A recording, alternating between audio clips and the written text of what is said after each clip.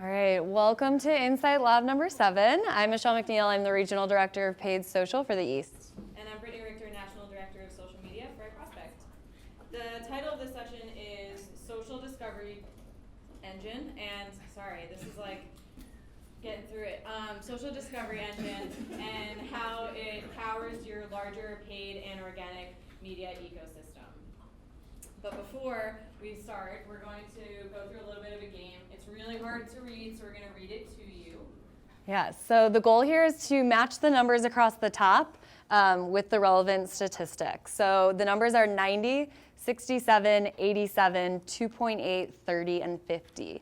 And the first stat we have is percent of people who viewed an ad and made a purchase but did not click on the ad. So just yell out which number you think it is. 30. 87. Okay, we need consensus. Yeah. One more time. I feel like it was 30. 30? 30? Okay. The next one is percent of people who start shopping on one device and end on another. I heard a lot of 90s right away, so we're going to go with that. All right, percent of people who are on a second device while watching television. I'm hearing a lot of 87, and it was 90, and it's close to 90, so we're going to go with that. The next one is times more likely consumers are to search for your brand during a social campaign. What? Yeah, I know. So some of the groups We had one giveaway. wrong, and it was supposed to be the easy one. So good job. All right, percent of time on mobile spent on social. Okay, and that means that there's a 50% increase in search click-through rate when search is run alongside paid social. Yeah. And throughout the presentation, you will see the correct stats.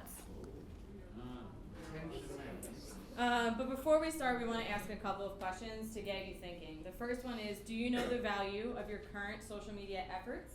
And the second is, do you think that the balance of effort over impact are in place? So these are questions that maybe you feel that you can answer right now, maybe not. But the intention is at the end of this session that you feel that you can answer them or that you know what you need to go find out in order to answer them.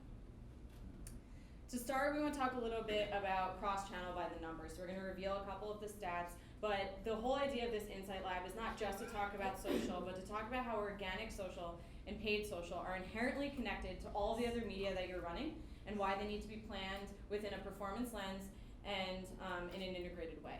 So the first one is 2.8. 2.8 times more likely consumers are to search for your brand during a social campaign.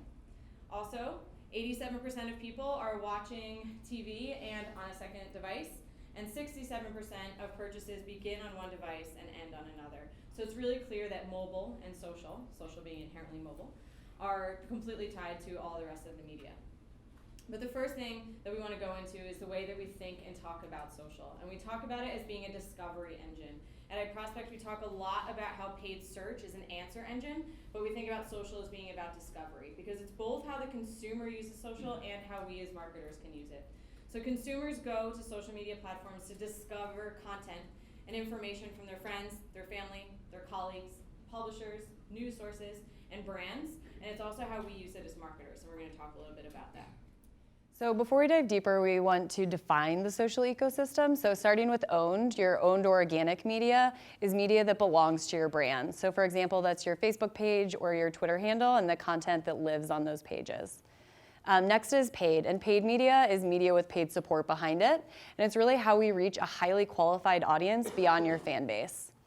And lastly, we have earned media, and earned media are those bonus impressions you receive off the back of a strong owned and paid strategy. So for example, if I see an iProspect post on my page and I share it, it then shows up in my friend's newsfeed, therefore gaining those bonus impressions. And the social ecosystem has really shifted. We used to start with strong owned content, posting often, and when it garnered a little bit of earned media, we would then put some paid support behind it. And that's really shifted, and Facebook led the way in that, changing their algorithm and really limiting that organic reach. Twitter also followed suit, and most recently, Instagram has as well. And with that, it's really become a pay-to-play space, and paid is now at the core. So we start with a strong paid strategy, and owned is more about keeping content fresh, monitoring conversation, aiding SEO. And then that earned media, as I mentioned, if you have a strong paid strategy and strong owned strategy, so if you have great content and you're really reaching the right people, you should see those bonus earned impressions. That shout out was for you. Great content, not rubbish content, right? So it's easy to think that because paid is at the core, that organic is no longer valuable, but that's not true. It just means that the way that we use organic and operate within organic to be valuable has to be done in a different way than we've been doing it to date. And a lot of that has to do with the way that we think about the entire media plan. So not looking at social, organic, or paid, or the two together, in a silo, but rather as being an extension of a way to fuel and a way to directly meet your larger business objectives. And in order to do that and to achieve maximum impact, you have to look at everything through a performance lens and plan everything in an integrated way. And Sam talked yesterday, and I loved this. He said that the path actually is linear because it has a beginning and it has an end. Just because it's crazy in the middle doesn't mean that it's not a linear process. So what we need to do is identify the role of all of these stages and the role of media across these stages in order to figure out and navigate that middle. So this is my path to purchase. I did get a new headshot 2 days ago, which I'm pumped about, so I'll finally have one without sunglasses. But this is my path to purchase. Michelle's is different. Each one of yours would be different. So that's what we need to think about. And the first step is to put it in a performance lens. And this is just a sample of KPIs. There's a myriad of others that could be used.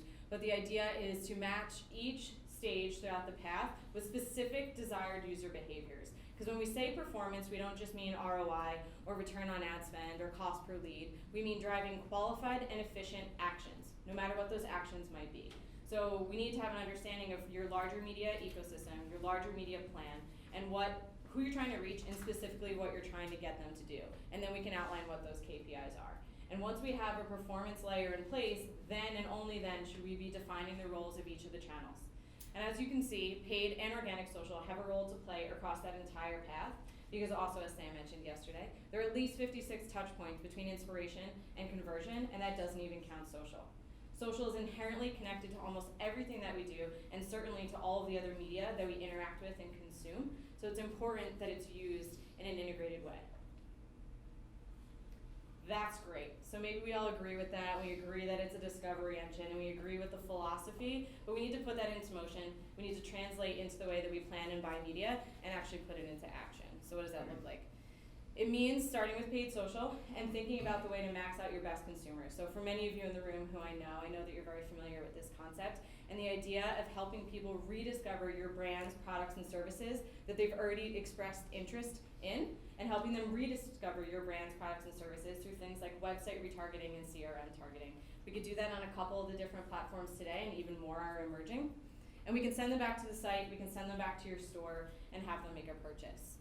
But in order to take the value of the scale of these social media platforms, particularly Facebook and Instagram, we need to extend that. So we need to do things like lookalike modeling.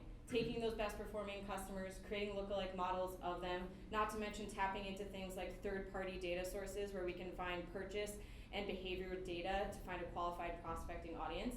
But when we're engaging in discovery versus rediscovery, we might be sending them back to the site and to the store, but we also want to think about where they are in that path to purchase. Based on the signals that we're using to define them as a discovery audience rather than rediscovery, we need to be strategic about what we serve them. Sometimes it's going to be sending them to the site or to the store to convert, but other times it's going to be prompting them to spend more time with the brand or learn more about the brand. So to view a video or a Facebook Canvas ad where they can spend more time with the content. The next stage is to make sure that organic social is in place. So as I mentioned before, what needs to be done in organic today is very different than it was even 1, 2, 3 years ago. And the most important piece, and what we refer to as the mandatories, are these 3 things. The first one is brand voice and strategy. You know what that is for your brand as a whole, but how does that translate to social, and specifically to each of the platforms where you should be playing, and what does it mean for organic versus paid social?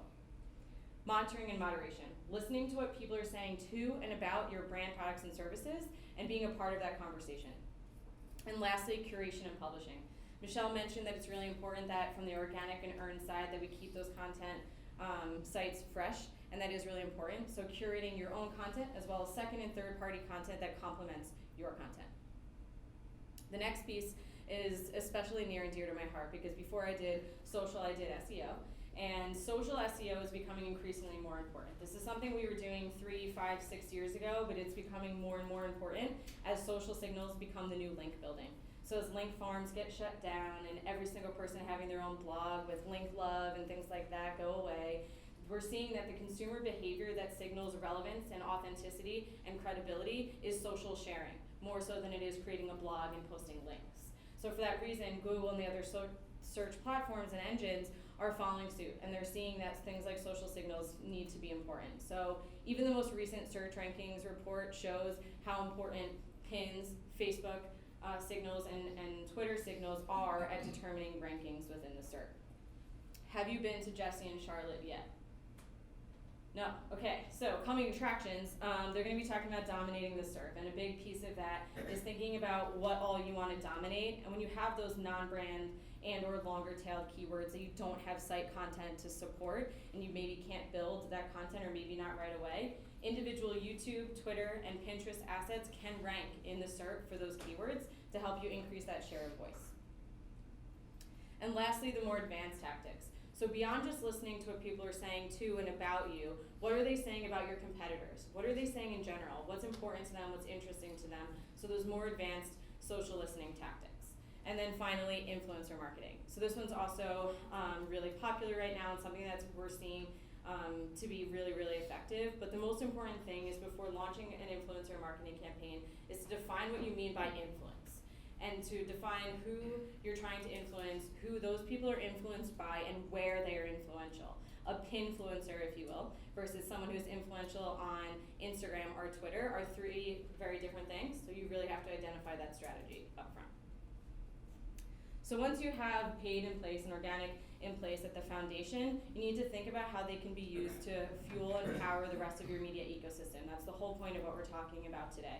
Because if you use paid social to directly meet business outcomes like reach and frequency, site traffic or engagement or conversion, you will see an impact on those business objectives.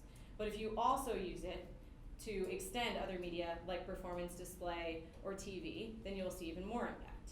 But only when you're doing all 3 will you see maximum impact. So also using it to fuel things like search, both paid search and organic search.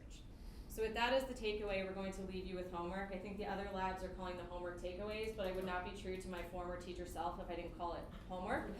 And real talk, many of you have to go back and prove the value of being here, so I think this is homework. But we want you to think about a couple of things, and we're happy to talk through any of them later, probably over cocktails if you wish. The first one is when you're thinking about social, are you thinking about doing social for the sake of social, or are you truly planning and utilizing it for the sake of meeting those business objectives?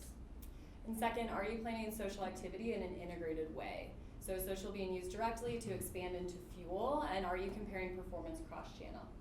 And then lastly, assessing effort over impact. And truly, this one is not just specific to social. It should be for every single thing that you're doing, maybe in life, but especially in media.